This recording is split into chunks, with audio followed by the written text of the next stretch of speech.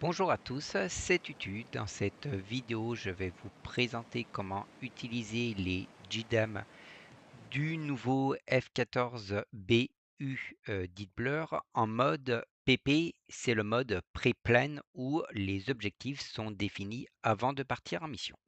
Pour commencer, on va faire un petit tour dans l'éditeur de mission et on va créer nos différents targets.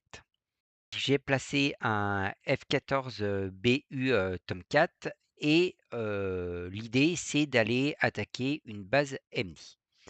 Pour lui rajouter des targets, on va devoir ouvrir le gestionnaire DTC.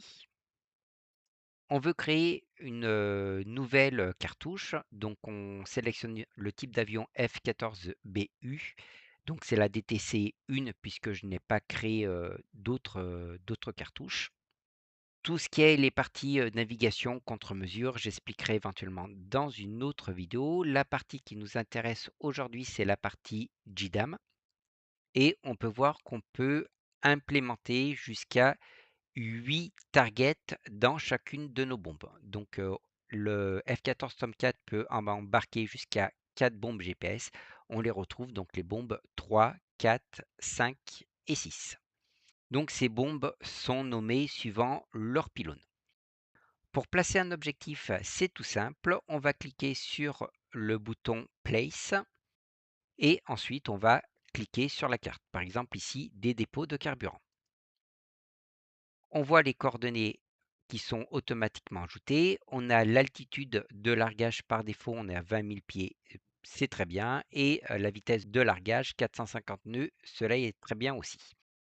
Si vous voulez, on peut également placer en nom, on peut rentrer carburant, c'est facultatif et on va placer nos 3 autres objectifs.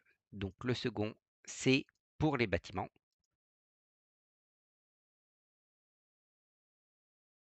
Et pour les 2 derniers targets, on va attaquer 2 parkings d'avions. Le premier que je vais nommer avion et le second que je vais nommer avion 2.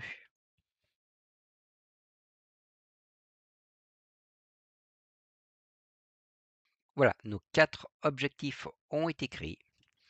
Et vous remarquerez que pour chacun de ces objectifs, on a également une zone de lancement qui est apparue.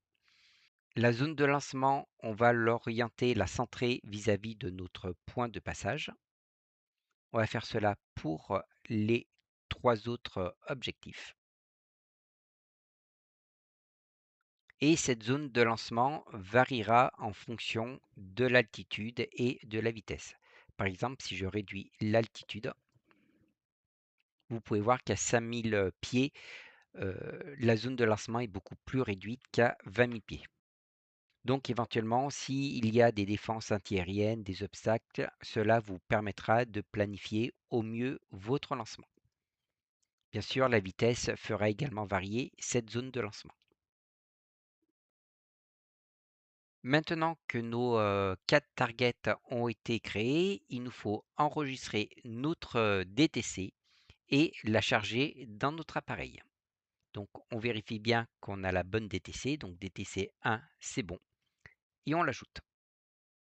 Voilà, à présent notre appareil est configuré pour lancer des bombes en mode pré-plane. Et juste avant de se retrouver en vol, on va regarder les 2 touches à mapper.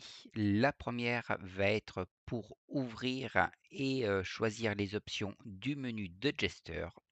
Et l'autre touche à mapper, ça va être pour larguer nos bombes. Nous voilà dans notre Tomcat. Pour commencer, on va le faire passer en mode air-sol. On va faire passer notre VDI sur vidéo et notre HSD sur TID. Côté pilote, vous avez fait ce qui était nécessaire. À présent, je vais déposer et je vais communiquer à Jester les différentes consignes pour notre bombardement. On va commencer par sélectionner le type de bombe, donc Air to Ground Weapons, Select Ordnance Weapons et GBU 31. Jester active les 4 bombes.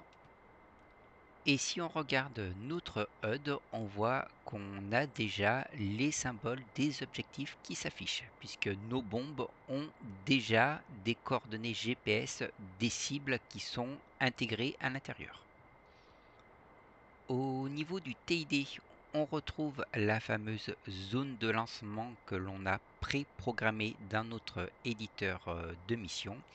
Et on retrouve également la fenêtre de lancement dynamique qui, elle, tient compte des différents paramètres actuels de votre appareil. À présent, on va armer nos bombes, donc Air to Ground Weapons, 7 Mechanical Fuse et nous Antel.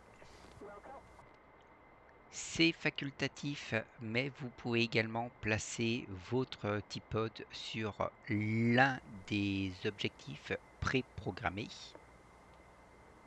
Donc set QMode, QWaypoint. Et là, on va se mettre sur l'objectif de la bombe du pylône 4. Le T-Pod se déplace sur l'objectif et lorsque nous serons à portée, nous sommes prêts à tirer. Ce n'est pas plus compliqué que ça. Alors, petite précision, dans l'éditeur de mission, nous avons vu que nous pouvions assigner plusieurs objectifs à une bombe. On va voir comment passer de l'un à l'autre de ces objectifs. Pour ce faire, on va rouvrir le menu de Jester, sélectionner Air to Ground Weapon, ensuite JDAM, Select Preplane. On sélectionne le pylône de la bombe que l'on désire modifier la cible. Et ensuite, il nous suffit de choisir le preplane de 1 à 8 suivant vos besoins, suivant ce que vous avez décidé. Donc dans notre cas, je n'ai renseigné que le PP1, mais si vous avez d'autres objectifs, voilà, libre à vous de sélectionner PP2, PP3 jusqu'à PP8. À présent, on va effectuer notre passe de bombardement, mais avant, je vais activer mon Master Arm. Voilà. Donc dans le mode préplane, on avait prévu 450 nœuds pour 20 000 pieds. Je vais accélérer et prendre un peu d'altitude. Et on va voir comment les différents indicateurs vont évoluer. Alors, juste une petite précision, en mode préplane, vous n'êtes pas obligé de respecter vos indications d'altitude et de vitesse. Ce qui va être vraiment important, c'est votre indicateur dynamique de lancement. Si vous êtes dans les paramètres prédéfinis de la mission, votre cône sera bon, c'est celui-ci qui a été planifié, et vos paramètres de lancement dynamique devraient se trouver exactement dans ce fameux cône. Je vais mettre une petite avance rapide. Nous arrivons dans nos zones de lancement prévues de nos différentes bombes. On va appuyer 4 fois sur le bouton de largage des bombes.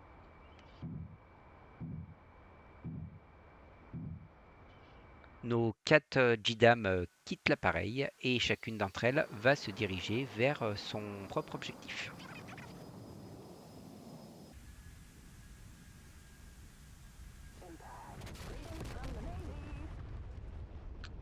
Et voilà, donc comme vous pouvez le voir, c'est vraiment beaucoup plus simple que le mode TOO, mais cela nécessite une petite préparation en phase amont dans l'éditeur de mission.